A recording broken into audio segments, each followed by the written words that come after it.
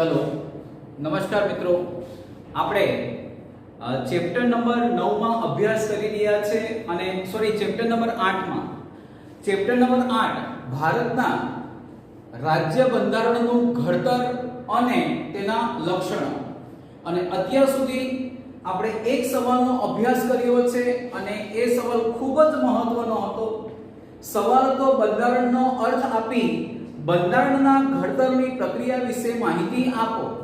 આ સવાલ 3 માર્ક્સમાં પ્રિલિમિનરી એક્ઝામમાં પૂછી શકાય એવો સવાલ। તો બંધારણ કોને કહેવાય? તો કોઈ પણ દેશનું શાસન ચલાવવા માટે રચવામાં આવેલા કે ઘડવામાં આવેલા નિયમોના વ્યવસ્થિત સંગ્રહને બંધારણ કહે છે। પછી બંધારણના ઘડતરની પ્રક્રિયા આપણે ભણેલા। તો 9મી ડિસેમ્બર 1946 ના દિવસે આ પ્રક્રિયાનો પ્રારંભ થયો હતો અને ટોટલ 166 બેઠકો બોલાવવામાં આવી હતી। બંધારણ ઘડવા માટે લગભગ 3 વર્ષ જેટલો સમયગાળો લાગેલો છે અને એક્ઝેક્ટ સમયગાળો કહીએ તો 2 વર્ષ 11 માસ અને 18 દિવસ। પંડિત જવાહરલાલ નહેરુ, મૌલાના અબુલ કલામ આઝાદ, સરદાર વલ્લભભાઈ પટેલ, ત્યાર પછી HP Modi, Frank Anthony, Krishnaswami Ayyangar, Baldev Singh, પછી ખરડા સમિતિના જે અધ્યક્ષ હતા ડોક્ટર રાજેન્દ્ર પ્રસાદ ખરડા સમિતિના અધ્યક્ષ ડોક્ટર ભીમરાવ આંબેડકર। બંધારણ સમિતિના અધ્યક્ષ પૂછાય તો ડોક્ટર રાજેન્દ્ર પ્રસાદ અને ખરડા સમિતિના અધ્યક્ષ પૂછાય તો ડોક્ટર ભીમરાવ આંબેડકર। અને હા, 2 મહિલા સભ્યોએ પણ અચૂક કામગીરી ભજવેલી અને એ મહિલા પ્રતિનિધિત્વ કરનાર હતા સરોજિની નાયડુ અને વિજયલક્ષ્મી પંડિત। તો આવો સવાલ આપણે ગયા લેક્ચરમાં ભણ્યા છે। હવે એક નવા સવાલ તરફ જઈએ। મહત્વનો સવાલ છે, આમુખનો અર્થ આપી તેનું મહત્વ। આ સવાલ પણ 3 માર્ક્સમાં પૂછી શકાય। ભાઈઓ અને બહેનો, હું તમને એક બાબતે ટકોર કરી દેવા માંગુ છું કે તમે આવા મોટા સવાલના જવાબ મોઢે કરવાની તમારે અત્યારથી 9મા ધોરણથી જો તમને એક સારી આદત કેળવાઈ જશે ને તો 10મામાં તમને તકલીફ ઓછી પડશે અને ઇન ફ્યુચર 10 પછી પણ તમને સરળતા રહેશે। એટલે મોટા સવાલ જવાબ વાંચવાનો આગ્રહ રાખજો અને એને અપ ટુ ડેટ મોઢે થઈ ગયા પછી એક વખત રફ કામમાં લખવાની બાળકો હેબિટ રાખશો તો સરળતાથી મોઢે થશે। તો આમુખનો અર્થ અને તેનું મહત્વ। હવે આમુખનો અર્થ શું થાય છે? તો સામાન્ય રીતે આમુખનો અર્થ થાય છે પ્રસ્તાવના। શું થાય છે? પ્રસ્તાવના। આ યાદ રાખજો। આમુખનો અર્થ શું થાય છે? પ્રસ્તાવના। ખાલી જગ્યામાં પૂછાય છે આમુખ બરાબર ખાલી જગ્યા, તો આમુખ બરાબર ખાલી જગ્યામાં જવાબ શું આવશે? પ્રસ્તાવના। આજે તમે જોજો, કોઈ પણ પુસ્તક હોય, કોઈ પણ સાહિત્ય હોય, એની શરૂઆત પ્રસ્તાવનાથી થાય છે। સર પ્રસ્તાવના હોય શું? તો પ્રસ્તાવના કોઈ પણ પુસ્તક છે તો આ પુસ્તકમાં તમારે શેનો અભ્યાસ કરવાનો છે? શેનો અભ્યાસ કરવાનો છે? આ પુસ્તકમાં શેનું વર્ણન કરવામાં આવ્યું છે? આની ટૂંકાક્ષરી માહિતી એટલે પ્રસ્તાવના। ફોર એક્ઝામ્પલ આપણે આપણી 9મા ધોરણની ચોપડી લઈએ। ચાલો, આ 9મા ધોરણની ચોપડી છે, બરાબર? તો 9મા ધોરણની ચોપડીની પણ બાળકો પ્રસ્તાવના હોય, જો અહીંયા તમે લખેલી છે, બરાબર? તો બાળકો કોઈ પણ ચોપડી હોય એ ચોપડીની બાળકો પ્રસ્તાવના હોય છે। આ પ્રસ્તાવના સ્વરૂપે બાળકો તમને જણાવ્યું છે। આ 2 પેજની અંદર તમને જાણવા મળશે કે ધોરણ 9માં સામાજિક વિજ્ઞાનની અંદર તમારે કયા ચેપ્ટરોનો અભ્યાસ કઈ રીતના કરવાનો છે। તો એટલે કહેવાય આમુખ એટલે આમુખનો સામાન્ય અર્થ થાય છે પ્રસ્તાવના। અને પ્રસ્તાવનાનો મીનિંગ શું થાય? તો પુસ્તક કે કોઈ પણ સાહિત્ય, આખા સાહિત્યની અંદર શેનું વર્ણન છે એનું ટૂંકાક્ષરી, તમારી ભાષામાં શોર્ટકટ, તો એનું વર્ણન શેમાં હોય? પ્રસ્તાવનામાં પણ કહેવાય આમુખ। એવી રીતના આપણું ઇન્ડિયન કોન્સ્ટિટ્યુશન, ભારતનું બંધારણ છે, આ ભારતના બંધારણમાં જે પહેલી જે શરૂઆત થાય છે એ શરૂઆત ક્યાંથી થાય છે? આમુખથી થાય છે। 1976 ના 42માં બંધારણીય સુધારાથી, સાંભળજો, 1976 ના 42માં બંધારણીય સુધારાથી આમુખમાં સાર્વભૌમ શબ્દ પછી સમાજવાદી અને બિન સાંપ્રદાયિક શબ્દ ઉમેરવામાં આવ્યા છે. સર, બંધારણમાં સુધારો થાય ગયા લેક્ચરમાં જ આપણે અભ્યાસ કર્યો છે કે બંધારણમાં સુધારા માટે અનુચ્છેદ કયો છે? બંધારણમાં સુધારા માટે કયો અનુચ્છેદ છે બાળકો? 368. અને એટલા માટે તો એવી રીતના આમુખમાં 1976 ના વર્ષમાં જે સુધારો થયો હતો એ સુધારા નંબર હતો 42મો, એટલે કહેવાય 42માં બંધારણીય સુધારા છે. આમુખમાં સાર્વભૌમ શબ્દ પછી કયા શબ્દ ઉમેરવામાં આવ્યા? તો સમાજવાદી અને બિન સાંપ્રદાયિક શબ્દો ઉમેરવામાં આવ્યા. કારણ કે ભારત એક કેવો દેશ છે? બિન સાંપ્રદાયિક. કેવો દેશ છે? બિન સાંપ્રદાયિક. એક જ મિનિટ બાળકો ચાલુ રાખો.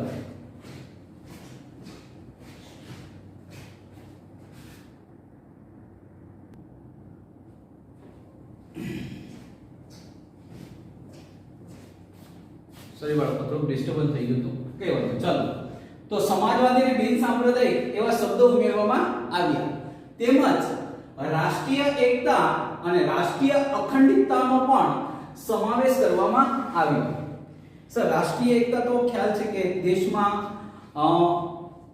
દરેક લોકો વચ્ચે એકતાનું વાતાવરણ હોવું જોઈએ, એક યુનિટી હોવી જોઈએ. રાષ્ટ્રીય અખંડિતતા એટલે આપણા દેશની અંદર જેટલા રાજ્યો છે એ રાજ્યોએ ભેગા મળીને દેશને સહયોગ આપવાનો છે, એક રાષ્ટ્રીય અખંડિતતા. તો એનો પણ સમાવેશ કરવામાં આવ્યો છે. આમુખ એ બંધારણનો મૂળભૂત હેતુઓ, ધ્યેયો, આદર્શો, સિદ્ધાંતોને વાચા આપે છે. વાચા આપે એટલે કોઈ દિશા આપો, એક માર્ગ આપો, અંગુલી નિર્દેશ કરવો. આમુખ છે, આમુખ એ બંધારણનો મૂળભૂત ઇન્ટેન્શન, હેતુ શું છે, બરાબર, એનો ક્રાઇટેરિયા શું છે, એના હેતુ, એના ધ્યેય, એના ઉદ્દેશો શું છે. તો એ કોણ આપણને સૂચન આપે છે? આમુખ. અહીંયા શું કહે છે? આમુખ બંધારણનો મૂળભૂત હેતુઓ, ધ્યેયો, આદર્શો, સિદ્ધાંતોને વાચા આપે છે. બંધારણને પાર પાડવામાં, બંધારણને યોગ્ય માર્ગે લઈ જવામાં જો સૌથી મહત્વની ભૂમિકા હોય ને તો એ આમુખની છે. કારણ કે આગળ જતા બાળકો એવા શબ્દો આવશે કે તમને ખ્યાલ, એના પરથી અંદાજ તમે માણી શકો છો કે ખરેખર આમુખ એ બંધારણના અનુસંધાનમાં કેટલું મહત્વનું હોય છે. આમુખ બંધારણના ઉદ્દેશો થકી ભારતમાં કલ્યાણ રાજ સ્થાપવાની ઉચ્ચ ભાવના અને આદર્શોને સિદ્ધ કરવા ઈચ્છે છે. આમુખ છે એ આમુખ બંધારણના ઉદ્દેશો થકી, બંધારણના જે ઉદ્દેશો છે, દેશમાં અખંડિતતા, શાંતિ, ભાઈચારાની ભાવના, બાળકો દેશનો વિકાસ, અર્થતંત્ર મજબૂત, આ બધી બાબતોનો તો બંધારણના જે ઉદ્દેશો છે એ દ્વારા થકી, એટલે એ દ્વારા ભારતમાં કલ્યાણ રાજ્ય સ્થાપવાનું. કલ્યાણ રાજ્ય કોને કહેવાય? તો એ દેશનો વિકાસ થયેલો હોય, એ દેશના નાગરિકોનો વિકાસ થયો હોય, એ દેશના જન સમુદાય સુખ સુવિધા ભોગવતો હોય, એને કહેવાય કલ્યાણ રાજ્ય. તો આ કલ્યાણ રાજ્ય સ્થાપવાની ઉચ્ચ ભાવના અને આદર્શોને સિદ્ધ કરવા ઈચ્છે છે. એવું સ્પષ્ટ કરે છે કે આમ, બરોબર, એવું સ્પષ્ટ કરે છે. કોણ? આમુખ. આમુખ દ્વારા બંધારણના ઘડવૈયાના માણસનો પરિચય આપે છે. છેલ્લું વિધાન સમજવા જેવું છે. આમુખ દ્વારા બંધારણના ઘડવૈયાઓના માણસનો પરિચય આપણને મળે છે, જાણવા મળે છે. કઈ રીતના? તો બાળકો, બંધારણના જે ઘડવૈયા હતા, પંડિત જવાહરલાલ નહેરુથી માંડીને સરદાર વલ્લભભાઈ પટેલ, પછી બાળકો ફ્રેન્ક એન્થની એચપી મોદી હોય, કૃષ્ણ સ્વામી આયંગર હોય, મૌલાના અબુલ કલામ આઝાદ હોય, ડોક્ટર રાજેન્દ્ર પ્રસાદ છે, 382 સભ્યો હતા. હવે એ 389 સભ્યોની વિચારધારાને આપણે સમજવી હોય, એ 389 શબ્દના 89 સભ્યોના ઉચ્ચ આદર્શોને આપણે સમજવા છે, તો એ તમે ક્યાં જાણવા જશો, ક્યાં સમજવા જશો? એના માટે તમારે એની જો મેન્ટાલિટી જાણવી હોય, એની વિચારધારા જાણવી હોય, એના આદર્શો જાણવા હોય, તો એ આદર્શો આ બંધારણના ઘડવૈયાઓના આપણે આદર્શો જાણી શકાય. અને એ આદર્શ છે ઇન્ડિયન કોન્સ્ટિટ્યુશન અને એનો સૌથી મહત્વનો ભાગ આમુખ. એના દ્વારા આપણે જાણી શકાય કે આપણા ઘડવૈયા, બંધારણના જે ઘડવૈયા હતા એના આદર્શો, ઉચ્ચ કોટીની બાળકો એમનામાં વિચારધારા હતી, ઊંડાણપૂર્વકનું બાળકો એનામાં નોલેજ હતું, ને એટલા માટે આવા વિસ્તૃત લેખિત બંધારણની રચના આપણને કરીને આપી છે.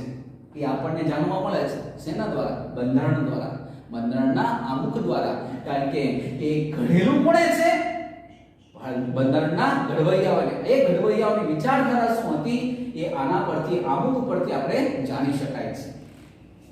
હવે આમુખનું મહત્વ 3 માર્ક્સનો સવાલ છે, યાદ રાખજો. તમારે આ પણ લખવાનું રહેશે અને આની પણ રજૂઆત કરવાની રહેશે. આમુખને બંધારણનો શું કહ્યો છે? આત્મા કહ્યો છે. હવે આ 2 માર્ક્સનો સવાલ પણ છે, બરાબર. તમને એમ પૂછાય કે આમુખ એ બંધારણનો અર્થ છે, અથવા તમને એવો સવાલ પૂછાય કે 2 માર્ક્સનો સવાલ, આમુખને બંધારણનો આત્મા કહ્યો છે, તો લખવાનું તમારે આ 3 લીટી 2 માર્ક્સમાં લખવી પડશે. આમુખને બંધારણનો આત્મા કહ્યો છે તે રીતે તેનું મહત્વ સવિશેષ છે. કોઈ પણ કાયદાના ઘડતરમાં તથા તેને પૂરી રીતે સમજવામાં કે અર્થઘટનમાં માર્ગદર્શન મળે છે. હવે આપણા બંધારણમાં શરૂઆતમાં જ્યારે બંધારણ ઘડાયું ત્યારે 8 પરિશિષ્ટો હતા. કેટલા પરિશિષ્ટો હતા? 8. અને કેટલા અનુચ્છેદ હતા? 295. 295. હાલમાં કેટલા છે? 395. અને પરિશિષ્ટો કેટલા છે? 9. આમાં પણ બાળકો ધીમે ધીમે સુધારા વધારા થતા જાય છે. તો આ બધા અનુચ્છેદ છે અને આ અનુચ્છેદની પણ પેટા કલમો છે, પેટા આર્ટિકલ છે. તો દરેક વસ્તુને કાયદાના ઘડતરમાં તથા તેને પૂરી રીતે સમજવામાં કે અર્થઘટનમાં માર્ગદર્શન મળે છે. કોના દ્વારા માર્ગદર્શન આપણને પ્રાપ્ત થાય છે? તો આમુખ દ્વારા. અમુક કાયદાઓ એવા હોય કે કાયદાની વાક્ય રચના ન સમજાતી હોય, અમુક શબ્દ ન સમજાતો હોય, અથવા અમુક શબ્દો શું કહેવા માંગતા હોય એ ખબર ન પડતી હોય, ત્યારે એને સમજવામાં, એને અર્થઘટનમાં એનો ઉકેલ ક્યાંથી લાવો? તો એનો ઉકેલ આવે છે આમુખમાંથી. એનો ઉકેલ ક્યાંથી આવે છે? આમુખમાંથીનો ઉકેલ આવે છે કે આ વસ્તુ, આ કાયદો, આ શબ્દ, આ વાક્ય રચના શું કહેવા માંગે છે, એનો ઉકેલ આપણને આમુખમાંથી આવે છે. કાયદાનો હેતુ તથા તેના આદર્શો, કાયદા ઘડવા પાછળ સંસદની નીતિ શું છે, સંસદની નીતિ શું છે તે જાણવામાં મદદરૂપ થાય છે. સંસદને આપણે પાર્લામેન્ટ કહેવાય, પણ સંસદની વ્યાખ્યા કોને કહેવાય? તો યાદ રાખજો, સંઘની ધારાસભાને સંસદ કહેવાય. શું? સંઘની ધારાસભાને સંસદ કહેવાય. ચલો મુદ્દા માંગીએ તો કાયદાનો હેતુ શું છે, તેના આદર્શો, કાયદો ઘડવા પાછળ સંસદનો નીતિ શું છે, સંસદ શું કહેવા માંગે છે તે જાણવામાં મદદરૂપ થાય છે. કોણ મદદરૂપ થાય છે? આમુખ આપણને મદદરૂપ થાય છે. કે કોઈ પણ કાયદો ઘડ્યો હોય એનો કંઈક તો આદર્શો હોય, એનો કંઈક તો ઇન્ટેન્શન, હેતુ હોય છે. અને આ આદર્શ, આ હેતુ, ઈવન એટલું જ નહીં કે કાયદો ઘડ્યો છે, શા માટે ઘડ્યો છે, એની પાછળનું કંઈક રીઝન હશે, એની કંઈક બાળકો નીતિ હશે. તો એ નીતિ શું છે કે જો જાણવું હોય, એ જાણવા માટે જો આપણને મદદરૂપ થતું હોય તો કોણ મદદરૂપ થાય છે? આમુખ દ્વારા આપણે જાણી શકાય છે કે આ કાયદો શા માટે ઘડવામાં આવ્યો હશે, કયા પ્રકારના મુશ્કેલીઓનું નિવારણ અર્થે કાયદો ઘડવામાં આવે છે તેનો નિર્દેશ આપણને આમુખમાંથી સ્પષ્ટ થાય છે. શું કહે છે કે કયા પ્રકારના મુશ્કેલીઓનું નિવારણ અર્થે, આટલો વિશાળ દેશ છે, આટલી વિશાળ જનસમુદાય છે, અને આ વિશાળ દેશની અંદર જે મુશ્કેલીઓ ઉદ્ભવે છે એ મુશ્કેલીઓનું સોલ્યુશન કઈ રીતના લાવવું, એનું નિવારણ કઈ રીતના રીતના લાવવું એ નિવારણ અર્થે અલગ અલગ ઘણા કાયદા ઘડવામાં આવ્યા છે અને આ કાયદા ઘડવામાં આવ્યા છે તેનો નિર્દેશ આપણને શેમાંથી પ્રાપ્ત થાય છે? આમુખમાંથી બાળકો પ્રાપ્ત થાય છે અથવા આમુખમાંથી આપણને સ્પષ્ટતા થાય છે કે આ કાયદો ઘડવા પાછળનો ઉદ્દેશ શું છે, આ કાયદો શા માટે ઘડવામાં આવ્યો છે. અને એટલા માટે કહેવાય કે આમ બંધારણનો શું છે? અર્ક છે. બંધારણનો શું છે? અર્ક એટલે બાળકો ખૂબ જ મહત્વ. આગળ જઈએ. કાયદાની કોઈ કલમમાં કે વિગતોમાં કોઈ અસ્પષ્ટતા હોય કે વિસંવાદિતતા હોય એટલે ખામી હોય, વિસંવાદિતતા એટલે શું થાય? ખામી હોય ઊભી થાય તો કાયદાનો હેતુ સ્પષ્ટ થતો ન હોય ત્યારે આમુખ કાયદાની કલમને સમજવામાં, તેનું અર્થઘટન કરવામાં મદદરૂપ બને છે. આમ આમુખ એ બંધારણની જોગવાઈઓને સમજવામાં હોકા યંત્રની ગરજ સારે છે.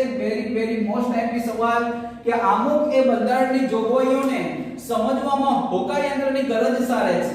હોકા યંત્રનું મુખ્ય કાર્ય છે સચોટ દિશા આપવાની. એવી જ રીતના બંધારણની અંદર ઘણા બધા કાયદાઓ છે, ઘણા બધા વાક્ય રચના છે, ઘણા બધા શબ્દ છે અને આ કલમોની અંદર, આ કાયદાઓની અંદર આ વિગતોમાં જ્યારે અસ્પષ્ટતા હોય, વિસંવાદિતતા હોય, અરે આ શબ્દ શું કહેવા માંગે છે એ ખબર ન પડતી હોય ત્યારે એનો સ્પષ્ટતા થાય એ હેતુસર આમુખ એ કાયદાની કલમને સમજવામાં, તેને અર્થઘટન કરવામાં આપણને મદદરૂપ બને છે. જે હોકા યંત્ર આપણને સચોટ દિશા આપે છે એવી રીતના બંધારણની અંદર જે કાયદાઓ છે, જે વિગતો છે એ કયો માર્ગ બતાવે છે, એ માર્ગ બતાવવાનું કાર્ય કોણ કરે છે? આમુખ કરે છે. કોણ કરે છે? આમુખ. આમુખ એ રાષ્ટ્રીય એકતા, અખંડિતતા અને નાગરિકો વચ્ચે બંધુત્વની ઉમદા, બંધુત્વ એટલે બાળકો ભાઈચારાની ભાવના, ઉમદા ભાવનાઓને અને આદર્શોનો શું છે? પડઘો છે. હા, આમુખ છે એ દેશની રાષ્ટ્રીય એકતાને, અખંડિતતાને અને નાગરિકો વચ્ચેની ભાઈચારાના ઊંડાણપૂર્વકની ભાવનાઓને આદર્શોનો પડઘો છે. આમુખ ઉચ્ચ આદર્શો તથા ધ્યેયનું શું છે બાળકો? પીઠબળ છે. કારણ કે પીઠબળ જેટલું સક્ષમ હોય એટલું બાળકો બંધારણ આપણું તાર્કિક છે. બંધારણ તાર્કિક જ છે, એની પાછળનું મૂળ રીઝન, એનું પીઠબળ કોણ છે? આમુખ છે.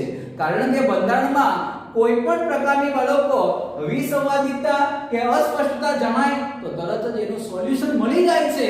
એનું સોલ્યુશન ક્યાંથી પ્રાપ્ત થાય છે? આમુખમાંથી. અને એટલા માટે આમુખને હોકા યંત્ર પણ કીધું છે, આમુખને એની આત્મા પણ કીધી છે અને આમુખને બાળકો બંધારણનો અર્ક પણ કહ્યો છે. શા માટે? કારણ કે બંધારણમાં વ્યવસ્થિત, સુવ્યવસ્થિત રીતે કાયદાને સમજાવવામાં, સમજવામાં, હેતુઓને, ધ્યેયોને અને આદર્શોને વ્યવસ્થિત પાર પડે છે. એની પાછળનું મૂળ રીઝન એ બંધારણનું શું છે? આમુખ છે. કારણ કે આમુખ દ્વારા એ બધી બાબતોની સ્પષ્ટતા થાય છે. બાળકો, આ 3 માર્ક્સનો સવાલ છે, અતિ મહત્વનો સવાલ છે. રહી વાત બાળકો હોમવર્કની, તો હોમવર્કની નોટબુકમાં એક વખત તમારે લખવાનું રહેશે. ઓકે.